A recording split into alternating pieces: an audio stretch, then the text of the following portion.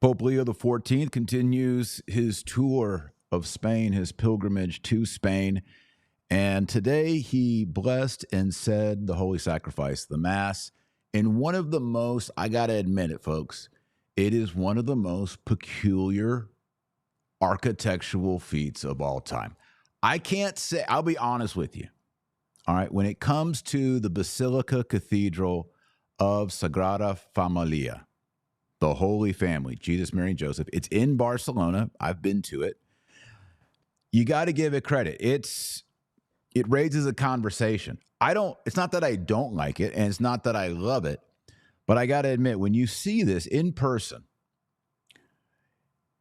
it's a conversation starter. All right, it's the kind of, you walk around Europe and some cathedrals, just take your breath away. Other ones, not as much, especially in America.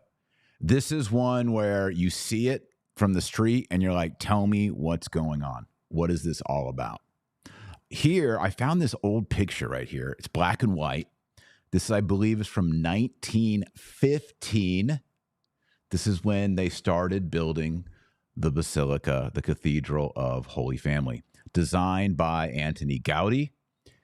And this was the 100th anniversary, I believe, of either his birthday or death. It's a important date, and this is the day that Pope Leo blessed and said Mass in the Basilica. And I got to say, Pope Leo, this trip to Spain has been a game changer. I found this picture. I loved it. There's a great video. They bring Pope Leo up into the cockpit, and he's flying around. He's having the best time. And I said it, I believe, in yesterday's podcast, and I'll say it again. Pope Leo XIV has the charisma. The young people say the riz. It's short from charisma. He has charisma, and we would not have expected that because he has the shy grandpa persona. I'll show you some videos in a little bit, but he's, people cheer, and he's kind of like, he's kind of a little bit shy, right? He doesn't seem like an introvert, but he's a little shy, and he has a lot of cute expressions on his face, like a grandpa. And it's going to be interesting to see how this pontificate rolls out because it's kind of hard not to like him. I've said things, there's things that I don't like. I've been critical of some things with Pope Leo. But as I've watched all these videos, and I'm going to show you some videos, I like Pope Leo. All right. Even when he was elected, if you watch me when I was live, even a few days before, I was like, Prevost could be one of the worst possible options because I understand him as a liberal. He was elected. It took the breath out of me. And I was like, you know what? He's the Pope. We have to give him a chance. He's a pretty young man, relatively speaking, for popes. Probably got 20 years. I came back on YouTube, and I said, I submit to him. He's Pope Leo XIV, His Holiness, Roman Pontiff, Vicar of Christ. We submit to him. We're patient with him. We pray for him. We fast for him. Let's see how this goes. It's been 1 year, and there's some things like the document on Mariology that I thought was imprudent.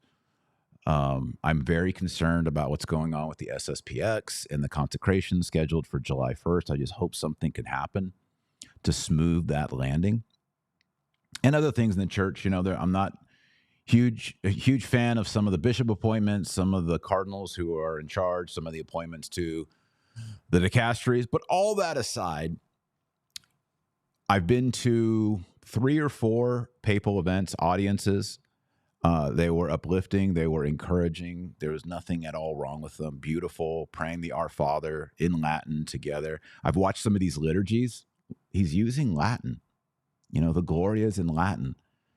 And there was one event where he led everyone in the Our Father. It was in Latin. I know there's a lot of people right now, well, it's not the Latin Mass. It's not 1962. It's not pre-1955, et cetera. I know.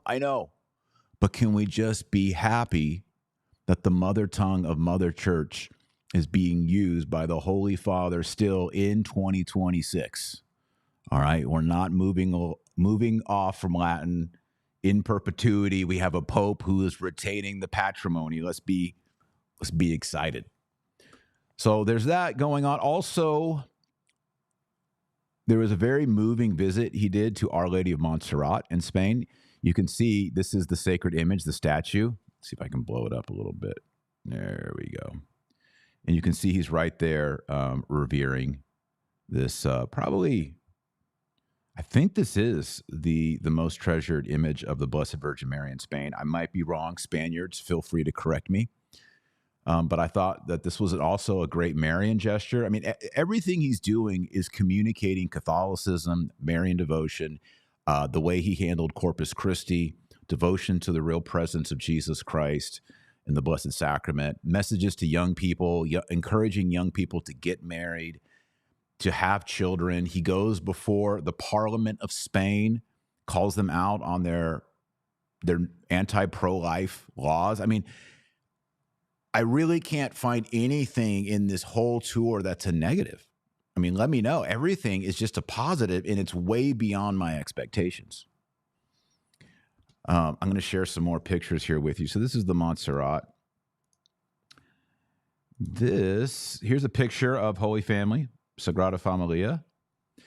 I went there. I've only been to Barcelona once. I went to Barcelona in sometime around, I think, 1997, 1996. So it was a while back.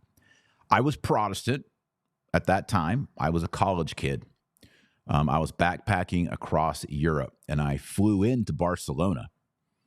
So this was, and I flew out of Paris, but we did Spain. We went to Madrid. We on that trip, we didn't go to Italy. We went through Switzerland. We went to Germany. We went to Munich. We went up to Berlin, and then we came back around France. Ended up flying out of Paris. That was college. You know, that's like sleeping in hostels and on trains and buses when I was, I don't know, 20, 21. But Barcelona is where we started out, and we went here. And as a Protestant, my first thought of this was like, it's kind of like Candyland, you know? And I probably didn't even know what a cathedral was at that point, other than that it was a big church. I didn't know it's like a bishop's cathedral. And just from the architecture, you know, there's like some honeycomb layers, like looks like bee comb, you know. Some of it looks like candy or like a decoration on a cake. Some of it kind of looks Gothic, actually. All this designed by Gaudi.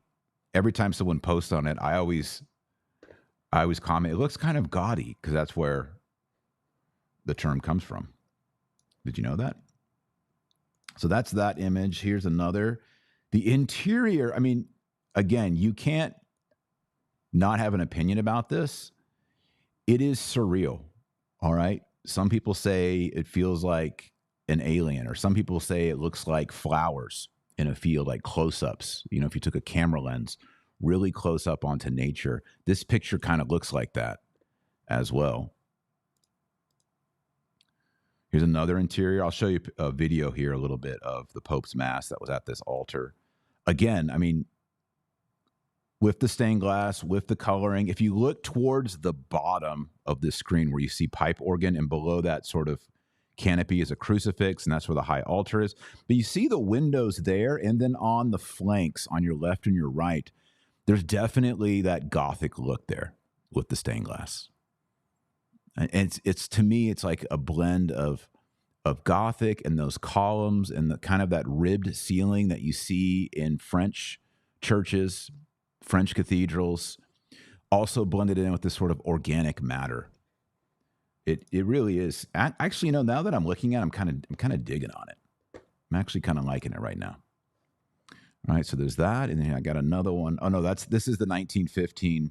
A lot of people look at this and like, oh, this is a modernist church, but I mean, remember, this was designed. The plan was set forth in 1882. All right, they broke ground for this in 1882, and they finished it when 2026. And my friends, we got to get back to real Catholic architecture. You're not going to build something. You're not going to build a parish or a cathedral with a 5-year building fund. You know, you have your little thermometer with the red, and you're like, we got to get to, pick your number, 10 million, 20 million, 30 million, or whatever, to build our new church, our new cathedral. And over the next 5 years, you raise the money, and then you get to the top, and then you break ground and then you build your church and it's done in 2 to 3 years. The old school way is we're going to build something for the ages. We're going to build something for not our children, not our children's children, our grandchildren, for our great grandchildren. The cathedral in Cologne, Germany. I believe it's not finished yet. I believe they've been working on it for 800 years. Okay, 8 centuries. They're just working on it. And there's something heroic about that. There's something humble about it. Very virtuous. You're saying Catholicism is not going anywhere. The Eucharist is not going anywhere. We are built to last. We are into all ages, as we say, glory be to the Father and the Son and the Holy Ghost, as it was in the beginning, is now, and ever shall be, world without end. Amen. Ever shall be, in Latin, in saeculum. Saeculorum. In the ages of ages, in the centuries of centuries, and in the millennia of millennia, the glory of God will echo. And until Christ returns, the Eucharist will be enshrined in these churches. So in the Catholic mind, it's, well, why not go big? By the way, this is the tallest church in the world. You got to love that. I love it. Let's go big. We're Catholic. Why do you want this to be the tallest church in the world? Because we're Spanish and we want to put the Eucharist in there.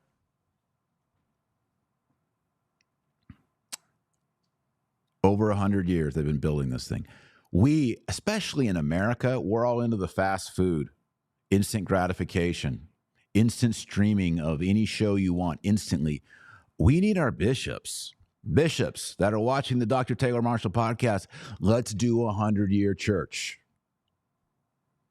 We are not going to see the completion. All right, imagine back in, when did they start? 1882. 1882, no one around there was thinking, one day in 2026, there'll be a Pope Leo the 14th, not the 13th. That's back in the late 1800s. There'll be a Leo the 14th. He's going to come and fly over here on a jet airplane. They didn't know what that was. He's going to fly over here on a jet airplane, and this thing is going to be finished. And that Pope is going to bless it. They had no idea that it started like this. It goes like this. And then the interior, there's something, you read the book of Revelation, you read the Apocalypse about the throne room of God, actually does have this vibe. The throne room of God is a rainbow, it says.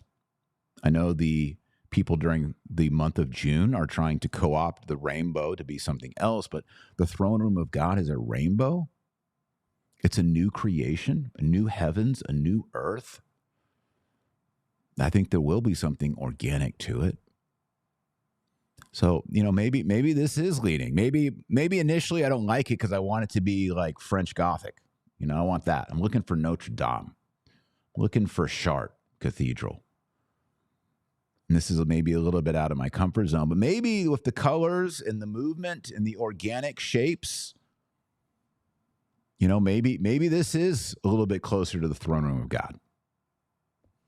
All right.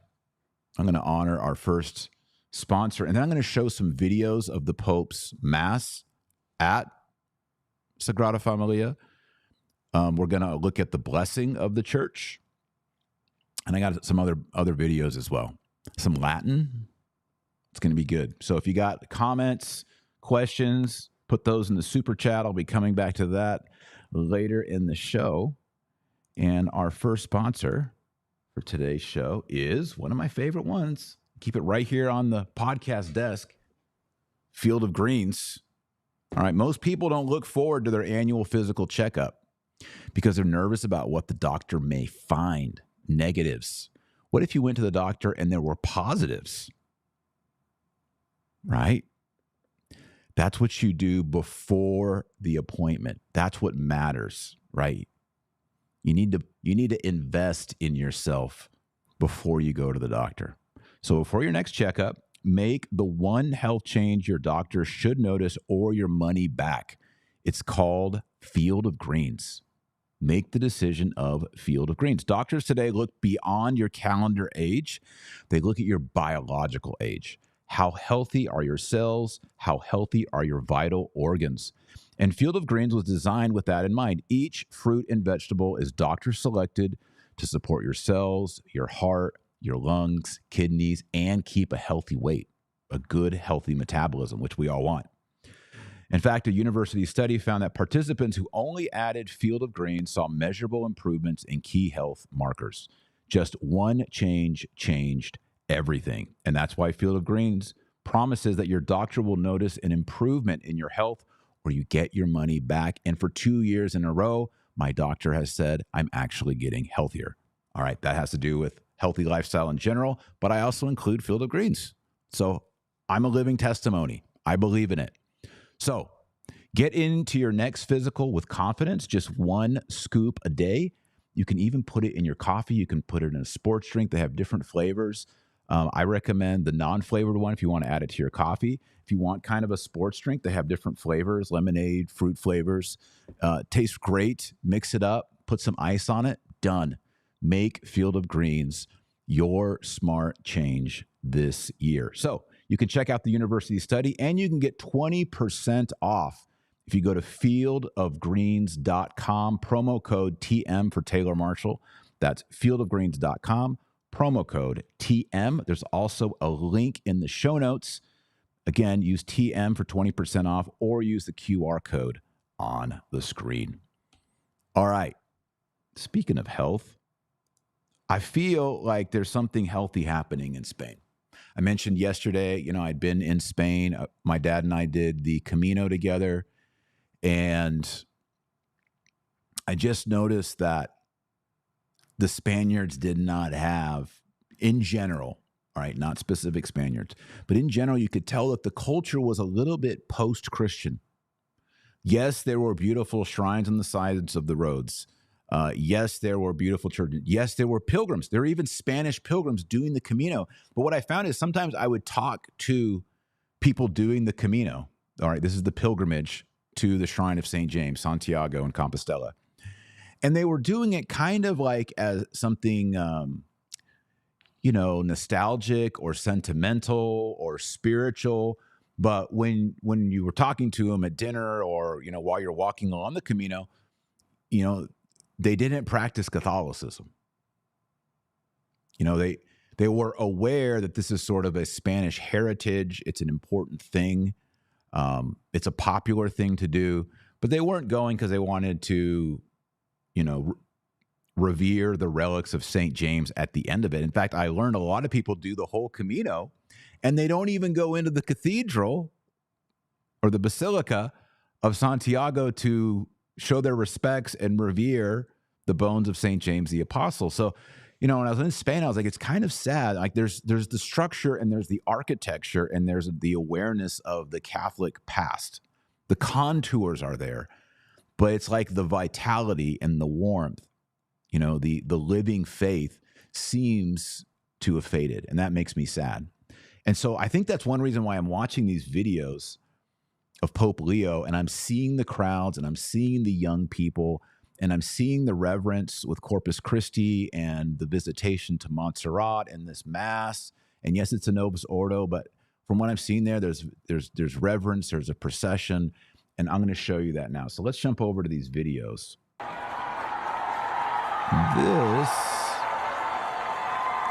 So this is the blessing of the church. Now, I remembered that years ago, Pope Benedict, I believe, did the formal consecration of the church. I might be wrong on that. But the church wasn't actually complete. The church actually was completed now. I think they put the cross on the top. Like, it is actually done, 2026. Right? So if you look in the history books, it'll say completed in 2026. So Pope Leo being there is recognizing the completion of this great building project. And he's going to give the blessing here. And it's kind of long, so we might skip through it a little bit. But I just want to let you see the crowds. Also, let me mention, I mentioned it in the show yesterday, the choreography, the lighting, the liturgy, the music. The only odd thing was the opening when the youth greeted him and they did that Godspell thing that was very tacky and cringy. Everything else I've seen here, the lighting, they've done a lot of dramatic emphasis on the Pope kind of alone. Like he's not surrounded. He's marked off. And I think sometime around, maybe it was during John Paul II. You know, I just think like the Assisi meeting, 1983. You know, you see Pope John Paul II, and then you see all these other religious people, Dalai Lama, right? Different religions, Sikhs, Eastern Orthodox, Anglican, and they're all kind of like shoulder to shoulder, equal footing. I don't like that. As a Catholic, I don't like that. I want the Pope, you know, his chair should be at least a foot or 2 feet higher than everyone else because he's the Pope. He's the vicar of Christ, right? Like when he came and the King of Spain and the Queen of Spain were standing there, dignified, waiting for him to arrive, and the car came up and turned and they opened and he came out and they kissed his hand, or they did the ceremonial, you know, bow kiss, and she did the little curtsy. It was very, and she was wearing the privilege du blanc, right? She's wearing white as the Queen of Spain, her privilege.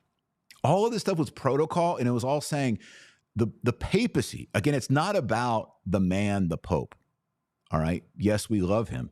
He's the Pope. But the papacy in itself has gravitas. There is solemnity to it. And the Pope should carry himself not because he himself is so special, but because the papacy is special. He is the 267th Pope from Pope Peter the First. All right. So I think this is a great look here. I like the lighting. I like that he's raised up. I like that there's a solitary element. Let's keep going.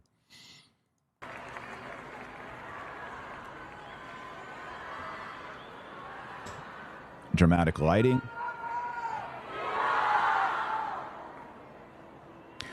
Let me just say this. And I'm guilty of it. The Viva Papa. Once I was in Rome, I was walking along St. Anne's Gate. A Mercedes or BMW came out. They opened the door. Pope Benedict got out. I was 15 feet from him. And I think I was the very first person to see him. There's probably 30 people on the street, just random, right? Outside the Vatican walls. And I saw him and I said, Viva Papa. And then everyone turned, Viva Papa, and started cheering, and he blessed us, right? So I've done it.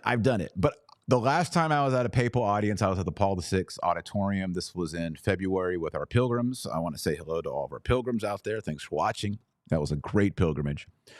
But I was a little frustrated with our Spanish-speaking pilgrims, not that we're on our trip, but the people who are the Hispanics, all right? I don't know if they're all from Spain or if they're from South America, they're from Mexico. I don't know where they are. But they kept interrupting the audience with Viva Papa and singing songs, even when the Pope was trying to speak. And I just thought, it's a little rude. It's a little rude. All right. I think it's okay when he comes out, we do a Viva Papa and we cheer, long live the Pope. Good. But when he's talking and addressing people and teaching and all that, and the people are like, Viva Papa, and then they start singing their little song and they're like, do. I'm like, y'all are kind of doing the soccer vibe, right? European football vibe. We get it, but we're doing Pope right now. Okay. Just had to say that.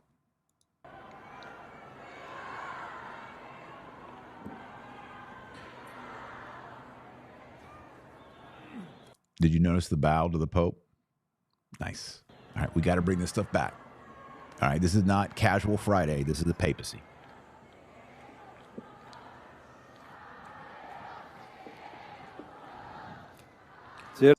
The cardinal's saying, be quiet.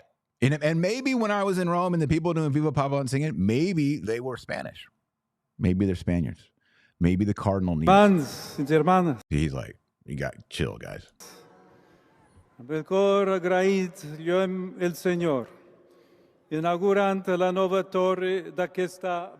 Also, the Pope has been speaking not just normal Spanish, but Catalan Spanish, which is pretty cool. En el centenario de la morte I'm del going to fast venerable de Dalt, y anhelem les realitats del cielo. Wow. Que el banquete eucarístico Actually, I kind of like the church now. Kind of like it. ens ha donat per tal de ser u en Christ.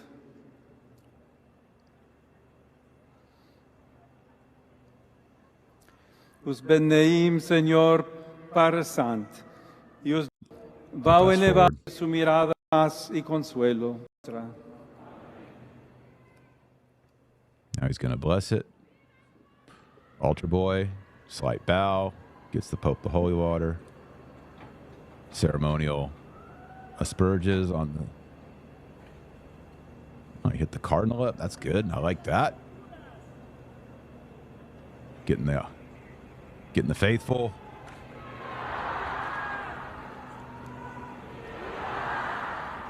Again, a little much. To have some silence. I guess that's the Anglo-Saxon in me, right? I guess the Anglo-Saxons, a little more buttoned up. Spanish culture, a little more crazy. See the cardinal. I'm telling you, it's something about this Hispanic culture. Even the cardinal's like, guys, come on. Don't embarrass me. Got the Pope here. All right. Amazing. Simply amazing. Okay, I got another video for you. I went and collected some. Where's my other videos? Hold up. Stay with me. Okay, that's the blessing. Here is the procession at the Mass. Check it out. Again, you can kind of see those Gothic-inspired stained glass behind the column. But majestic. All right, that's the procession in. Look at all the clergy. Incredible. And then... here is the Mass. And yes, they did use Latin in the Mass. It was Novus Ordo.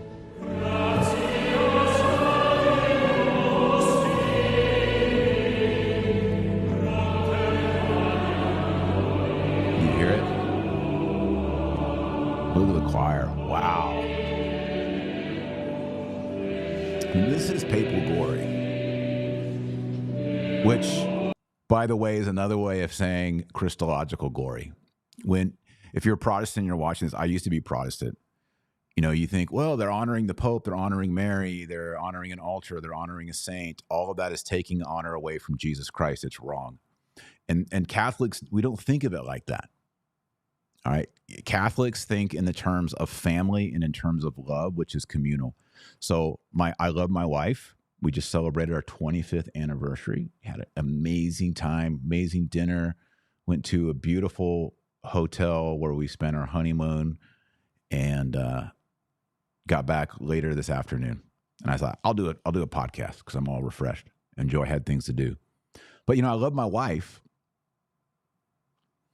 And then we had our first child. And then I loved the child, my son. But that doesn't mean that I started loving my wife 50% and my son 50%. And my wife started getting half the love. In fact, I started loving my wife more.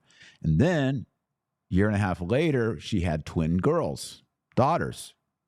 And I started loving the daughters and loving my son and loving her. But it's not like I loved my wife and my son less now that there were two more people. In fact, I love my son and my daughters and my wife even more. And then a couple years later, we had a boy. And so the love, it's not a subtraction addition. It's not a zero sum. In Catholicism, because it's a family and it's Trinitarian, love magnifies. So it's multipliers. So I loved Jesus when I was a Protestant, and I believed in the Trinity, and I loved Jesus, but I didn't know about really understand the saints. So when I started loving the Virgin Mary, it didn't take away my love for Jesus. It increased my love for Jesus. And I saw that, you know, as a Protestant, where I realized that I was watching Mel Gibson's The Passion of the Christ. When Our Lady goes to him, when he falls under the cross, and she says, I'm here, I'm here. It's the best part of the movie to me. And she has the flashback of him as a little child. And then they join eyes, and he gets back up under the weight of the cross, and he says, Mother, behold, I make all things new. And he sets his eyes away from her and goes forward. Whew, I'm getting a little choked up. As a Protestant, I watched that, and I realized I had a new insight into Jesus Christ, my Lord and Savior, through the eyes and the perspective of the Virgin Mary. And as a Protestant, for the first time, it lit up in my soul. Oh, this is Catholics like the Virgin Mary, because she actually, when you know her and you understand her love for Jesus and Jesus' love for her, it actually helps you know Jesus. As a Protestant, I had that vulnerability and that understanding. Hopefully I was of goodwill and there's grace operating in me, even as a Protestant. You know, it was preparatory graces happening. And so that's the same thing. When I started to love the Virgin Mary, I loved Jesus more. When I started to love the Pope, I started to love Jesus more. When I start to love my patron saint, St. John, and I read the Gospel of John, and I know he's praying for me, and he's aware of me, and I ask him to pray for me, that helps me love Jesus more. It's not like when I ask St. John to pray for me that I'm taking things away from Jesus Christ.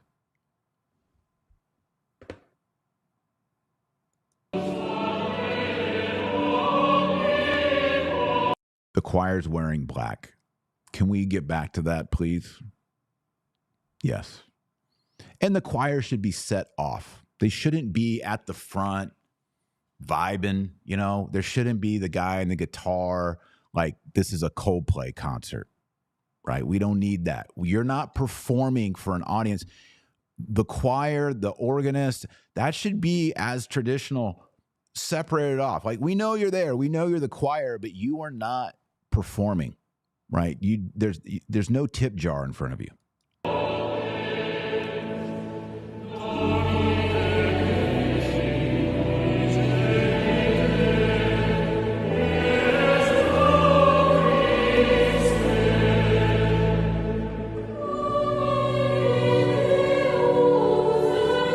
To the choir, they're where you can hear them. We know you're there, but they're not like up next to the Pope on the altar or next to the altar. We don't want that. We're going back. Look how big this church is. He's got black suit, black shirt, black tie. Traditionally, the choir, if they're male, can wear cassocks. FYI. Place is massive.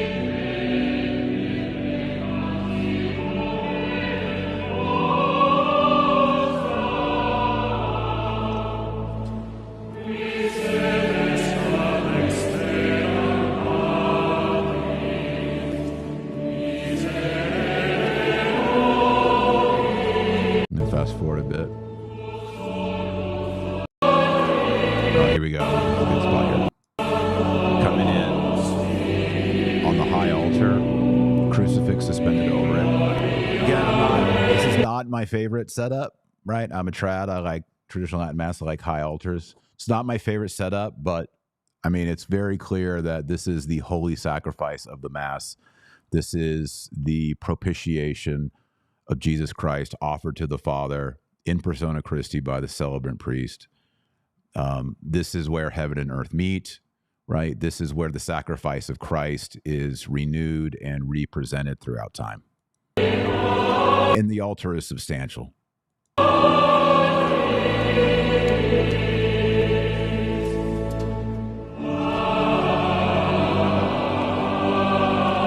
And although it's not ad orientem, and often in cathedrals it's not ad orientem, I mean, towards the wall, ad orientem.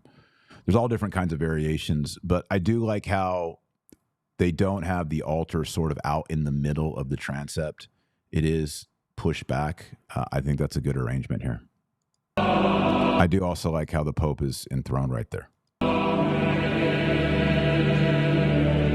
Looks like these are all bishops because we see the fuchsia zucchettos. Oremos. Dios Padre de todos los dones, de quien procede cuanto somos y tenemos, Enséñanos a reconocer los beneficios de tu inmensa bondad y con todas nuestras fuerzas. Por nuestro Señor Jesucristo, tu Hijo, que vive y reina contigo en la unidad del Espíritu Santo, y es Dios por los siglos de los siglos.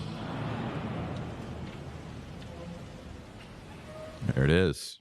Let me see if I got any more for you here.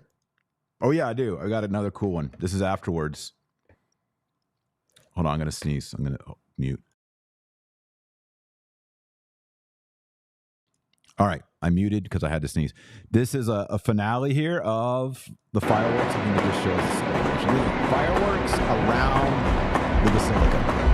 And of course, the fireworks display as the ultra culmination of all. So our radio listeners are hearing. Love it. Love it. Great. Well, I'm going to go to your thoughts. Gave you a little bit of history of the Basilica of Sagrada Familia. A lot of good videos of what's been going on. If you want to see more videos, watch my podcast from yesterday and the day before and last week. I've been highlighting some of the cool parts of the papal visit to Spain.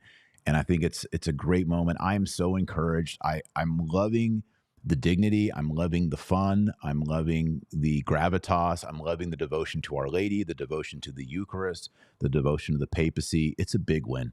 And Spain, if Spain becomes thoroughly a Catholic again, we are so back. Think about what Catholic Spain did for the world. Think about all the Catholics in Mexico and in the southern United States. That was all Spanish. Think about all in Latin America, except for Brazil, Portuguese, right? All of that is Spanish missionaries, Spanish influence. Millions and millions and millions of people became Catholic. Spanish influence all the way to the Philippines, all over the world. And great defenders of the faith, many great saints, completely in need. We need you, Catholic Spain. If you can hear us, wake up. Restore your great legacy.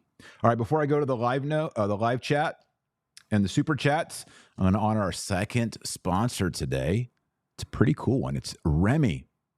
All right. Dentists, something we don't like to talk about, but one of the most important things on your body is your teeth, not only from an aesthetic point of view, but from a health point of view. And, I know I've been a tooth grinder in my life. It's a stress pattern. And I've had dental issues. Of course, I wore braces as a kid, right? And I think one of the cool things about today's sponsor, Remy, is it's an answer to teeth clenching, grinding, stress-induced nightly clenching.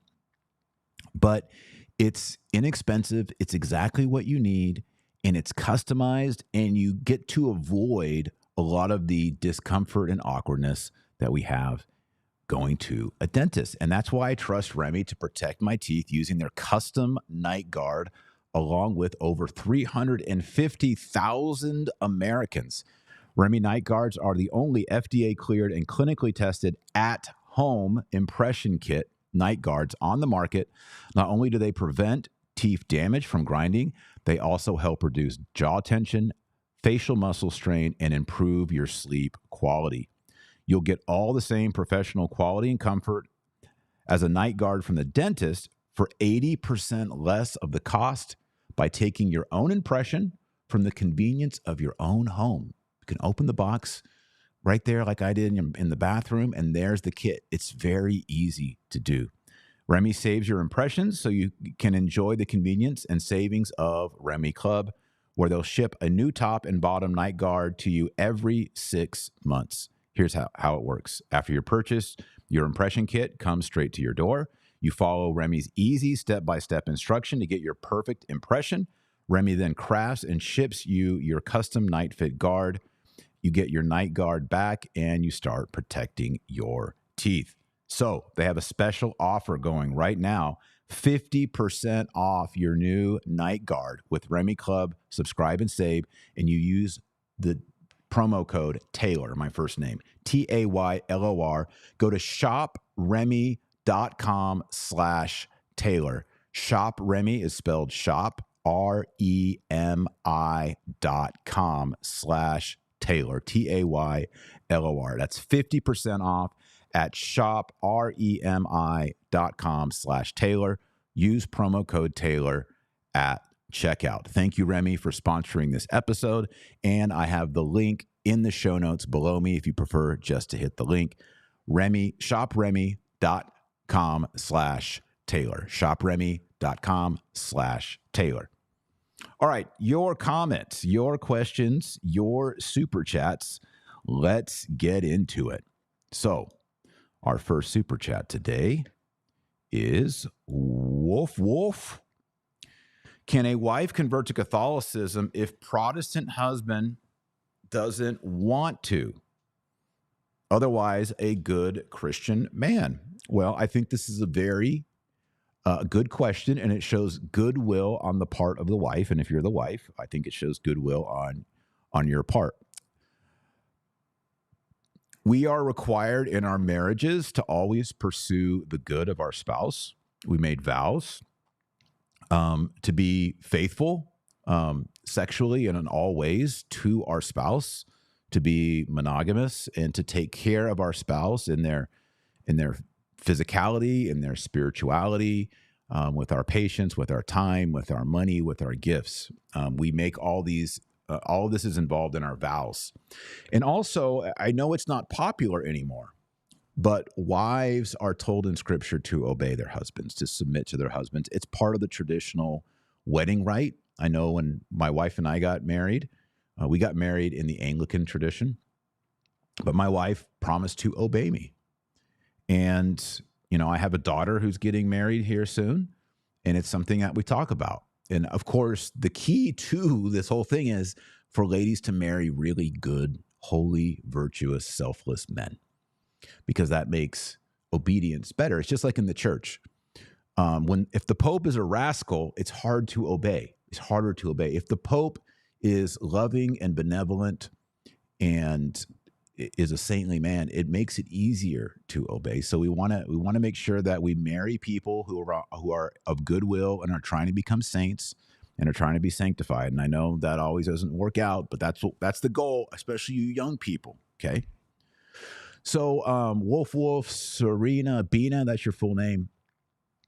The best thing to do is to talk to your husband about it in a chill way. I am often surprised. A lot of people come to me because they want to convert to Catholicism. They see me on YouTube. They read my books. They see me on Instagram. They see me in the public. They come up. And I'm surprised over the years how many times people say, men and women, I want to become Catholic, but my spouse isn't ready. And I say, well, what does your spouse say? And I've never talked to him about it. I am shocked how many times I've heard that. It's like you've been reading the catechism, you've been reading saints' books, you've been watching Catholic podcasts, you're watching me, for months, for years, and then you haven't mentioned it to your spouse. Now, fortunately, Joy and I, we were both Protestant and we became Catholic, and we became Catholic the same day, and we walked the process together.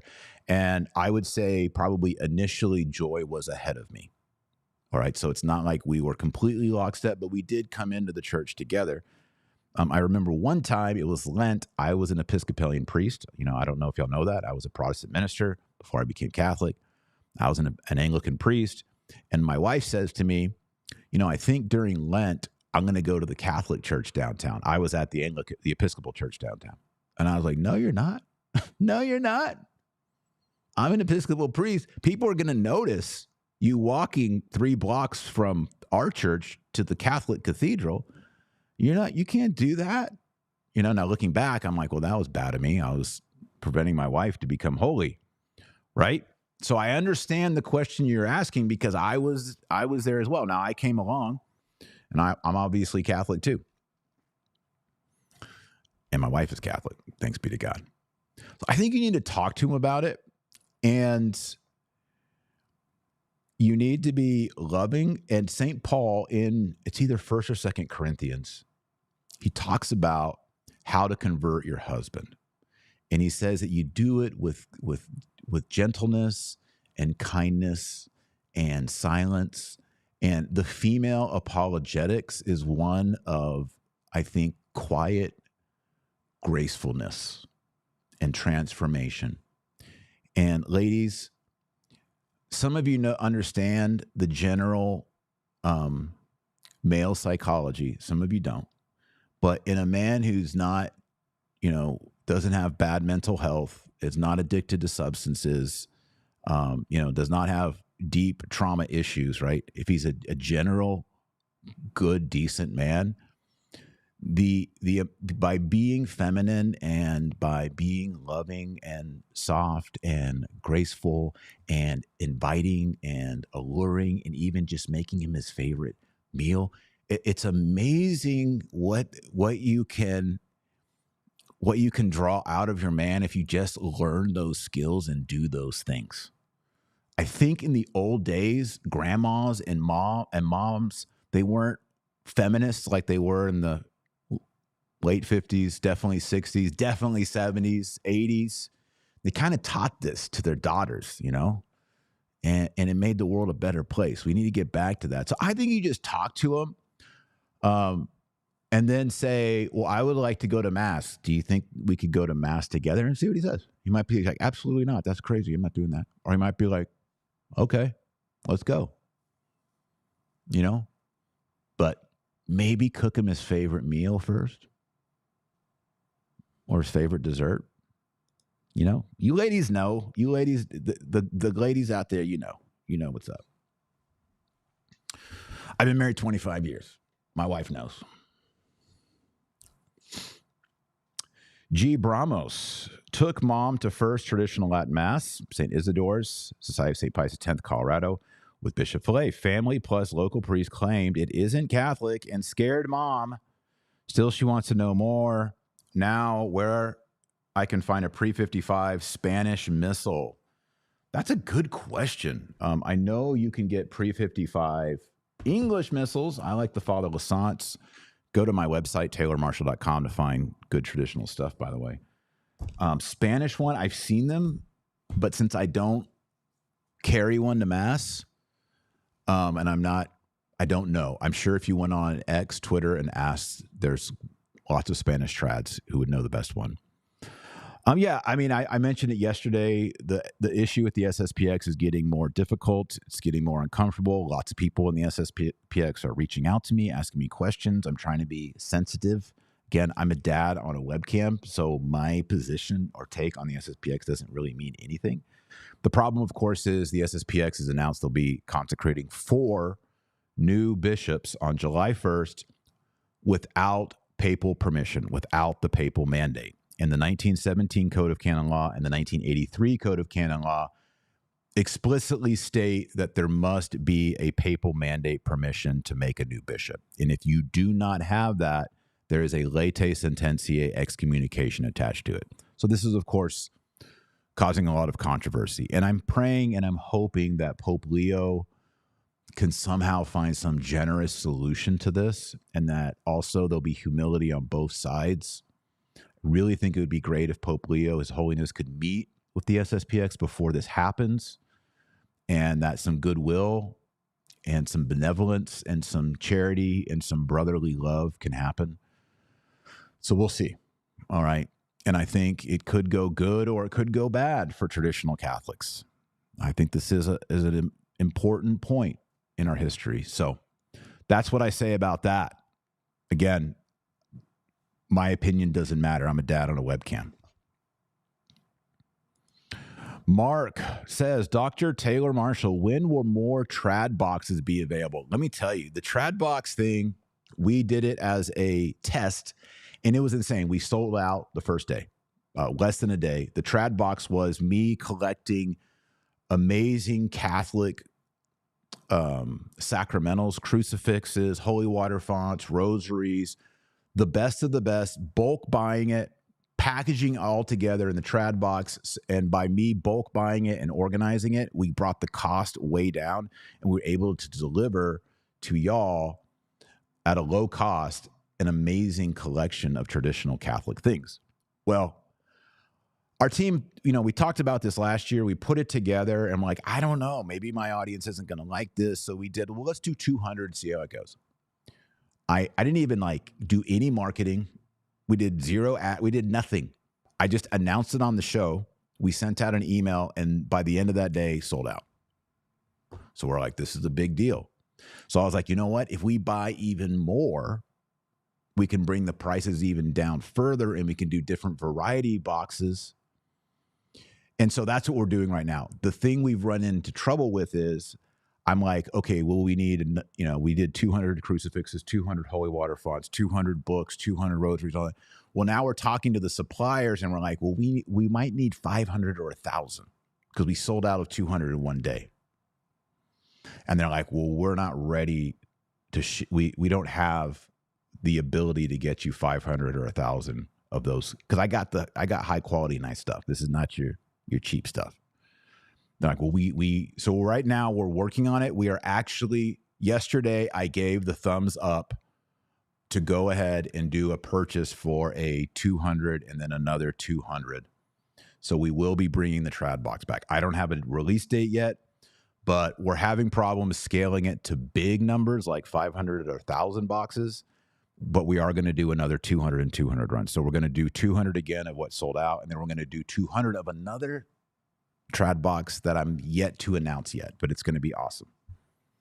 So Mark, thanks for asking. I guess you didn't get one. I hope everyone that got them, you love your trad box, and we're going to do more. It's just logistics at this point. Caitlin, Dr. Marshall, thank you. Off topic, my brother and wife are evangelical, but he's Catholic curious. Is that the new term? Is that what we're saying now? Catholic curious? We've had in-depth conversations. His hangups are infant baptism, Eucharist, papal authority. I've tried NSTI, but he isn't there yet. Any recommendations? Okay, if he is evangelical, I have written, I think, 13 books. I have one book in particular that does the trick with evangelicals. All right. How do I know? Because people give this book to evangelicals, and then the evangelicals become Catholic, or people write me and they say, I was evangelical Protestant. I read this book of yours. It helped convince me of all the Catholic points coming from a Protestant point of view. So that book is, I've got one over here somewhere. This book. It's the second book I ever wrote. The Catholic Perspective on Paul by yours truly, Taylor Marshall. The Catholic Perspective on Paul. Why do evangelicals, for some reason, read this book and become Catholic? Because what I do is I go through all the Pauline epistles. Protestants, by the way, and evangelicals, most of their sermons are not on Matthew, Mark, Luke, and John. Most of their sermons are based on the Pauline apostles, namely Romans, Galatians, and 1 Corinthians. That's what evangelicals love. They like those three epistles. So I go through all of Paul, and I show you that Paul teaches everything that the Catholic Church teaches. The priesthood. Like, oh no, he was a pastor. He was an elder. No, I show you in Greek where he refers to himself as a priest. He's celibate. I show you the scriptures where he talks about his celibacy. He's a celibate priest. He calls himself father. He talks about infants being baptized. There's the references. It's in Colossians chapter 2. You need help to see it, but it's there.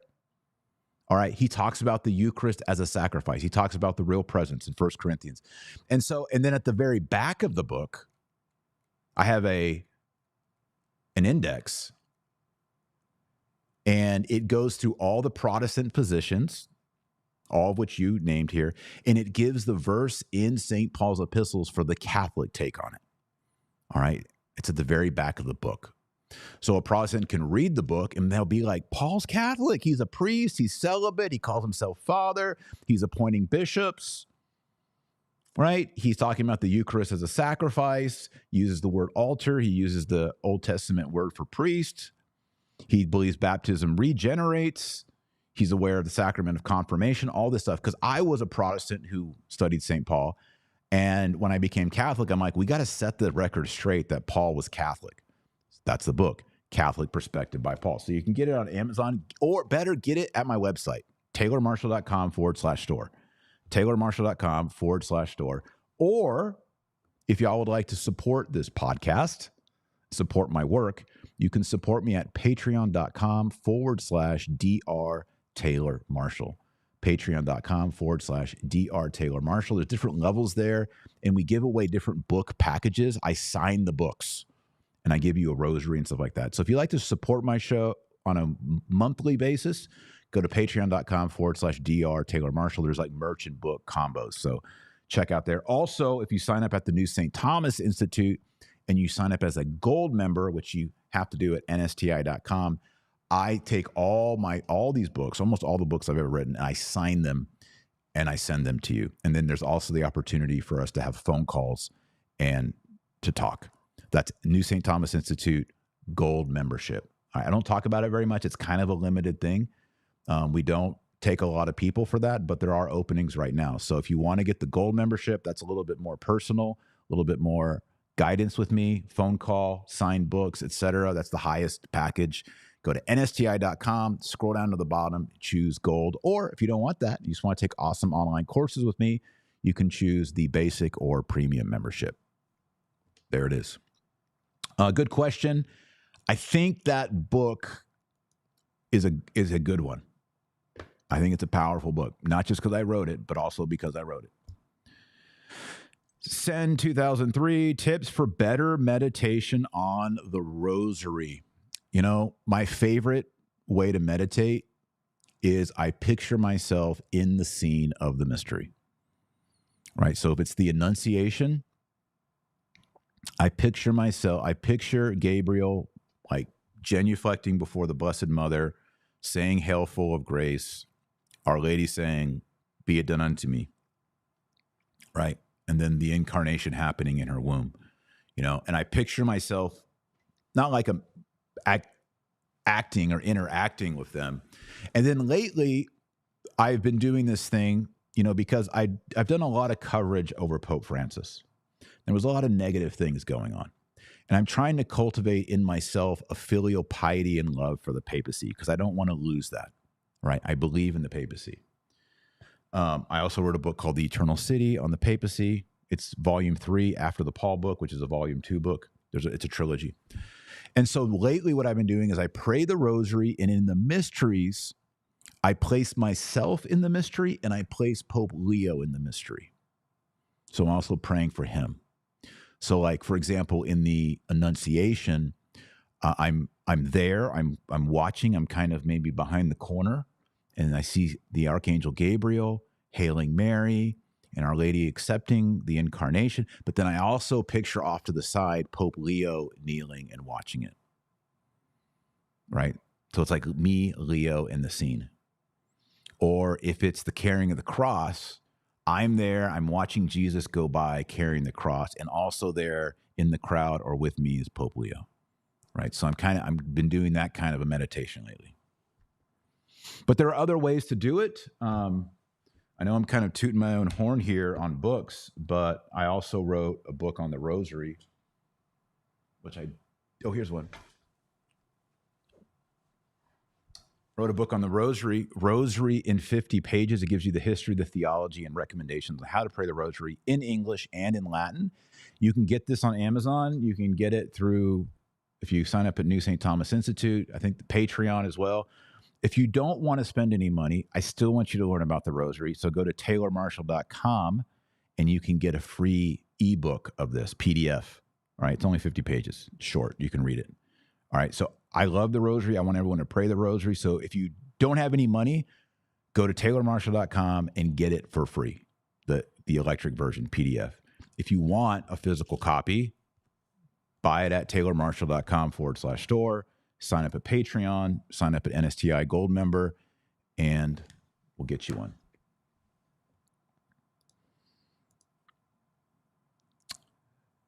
Pony Boy says, is it not my place to tell my priests that they do not talk about the results of sin enough? It can't be only lovey-dovey. You have to speak about hell and torment as the price for sins of the flesh. Yes, it's not your place to say that. It's not your place. It's not my place. We should have docility and we should be subject to our clergy. And I don't know if you're a man or a woman. I'm a man, but I think of my own home and I think to myself, okay, I'm not a perfect dad. I'm not a perfect husband. I make mistakes. When I'm making bad mistakes, I do want my wife and I want my children, less my children, mainly my wife. But I do want to be reminded and corrected. And it does happen in the family. But also as a father and wanting to keep the hierarchy and the order and the structure of the family for the common good of the family, I also realize that there needs to be a certain dignity and respect towards my wife and towards me as the head of the family. All that being said, it's not really the place of my 13-year-old to say, hey, Dad, you're not saying grace before dinner properly,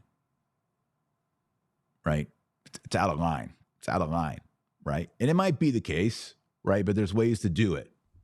And as a man, I think about that. And so then I kind of take that to the parish level. And I'm like, when I'm tempted to say something to a priest, and I'm very deferential to priests,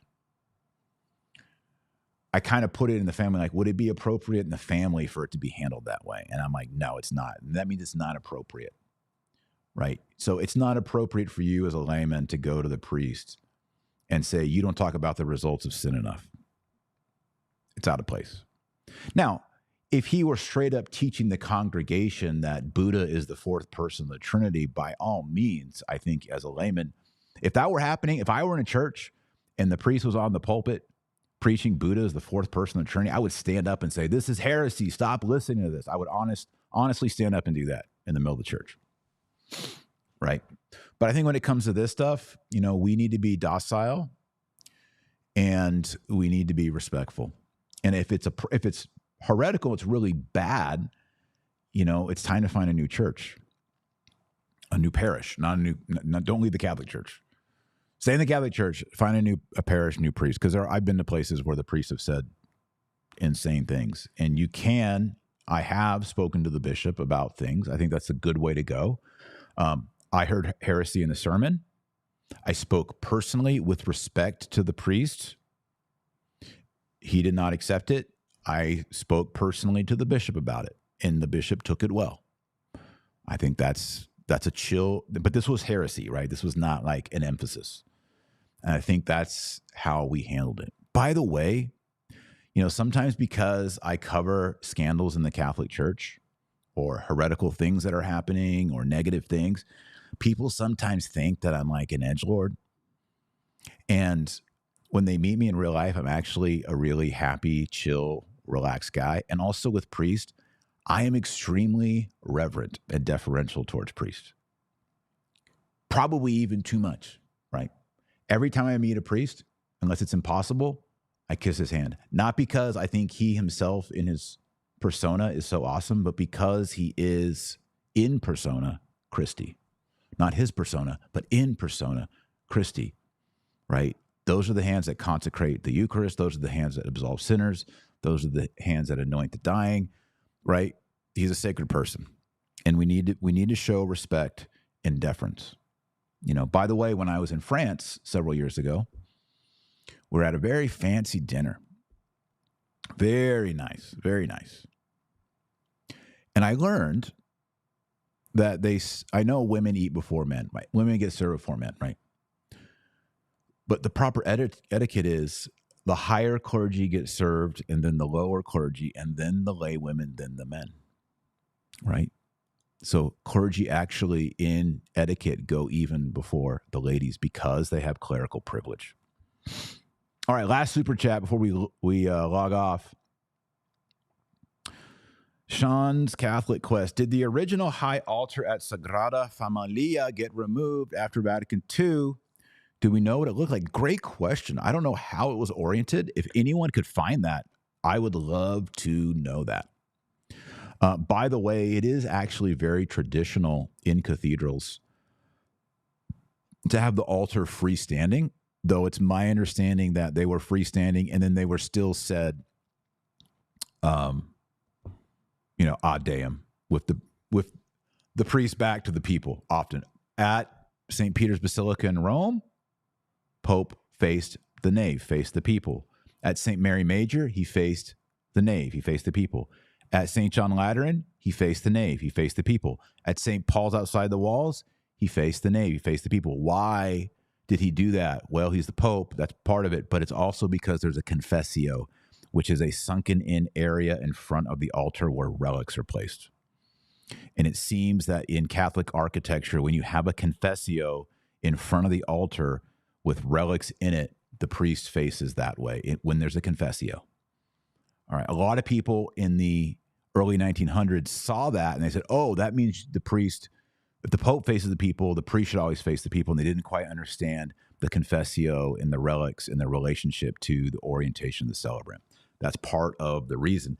When there's not a confessio or a sunken down area in front of the altar where relics are, and there's just the tabernacle, in other words, the tabernacle is the focus, the priest turns around, and that's most churches. As you know, in cathedrals, it is ancient and universal custom that the Eucharist is not usually kept in the center at the high altar. Why? Because cathedrals are big. They have lots of people in them. They have side chapels. There's lots of people coming and going. They're not often silent. They're not often reverent. They're big. People are mulling around. And for the sake of dignity and for the sake of security in cathedral churches, almost universally, there probably are exceptions, there is a Blessed Sacrament chapel. There's a reserved area place for the Blessed Sacrament. And if you've ever been to St. Peter's Basilica, you know there's the high altar. There's no tabernacle there. That's not Novus Ordo. That's not Vatican II. That's tradition. Then there's another chapel of the Blessed Sacrament that has curtains in front of it where there's no noise, where there's silence, where there's devotion broken off from the big space of the cathedral. And that's where the Eucharist is kept, and that's where there's Eucharistic devotion. So I suspect even in the original plans, the altar was probably in a freestanding position, but I suspect the original intent was the celebrant would be facing with the people or his back to the people. All right, pray your rosary every day. Get a War I rosary. You can go to taylormarshall.com, get these awesome rosaries. These are my favorite rosaries. Pray the rosary every day, or you're not on the team. Our Lady wants you to pray the rosary. The Pope wants you to pray the rosary. Saints want you to pray the rosary. Pray the rosary. Check out the traditional Latin Mass. Go 4 times before you make any decision. Pray for Pope Leo. Go to confession regularly. Be a saint. Love your spouse. Wives, love your husbands. Respect your husbands. Husbands, love your wives. But nowadays, especially, wives need to respect their husbands, and husbands need to love their wives. Got to get back to that. Got to build strong marriages so we have strong families and we have strong kids, and then strong kids become strong adults, strong Catholics, right? And we transform society brick by brick, baby by baby. That's what we got to do. All right. Visit our sponsors, Remy. They're in the show notes. Field of Greens. Sign up for New St. Thomas Institute. And until next time, remember our Lord Jesus Christ says you're the light of the world and the salt of the earth. So go out there and be salty. God bless. Godspeed. We'll see you in the next videos. Make sure you like, share, and subscribe to the Dr. Taylor Marshall podcast.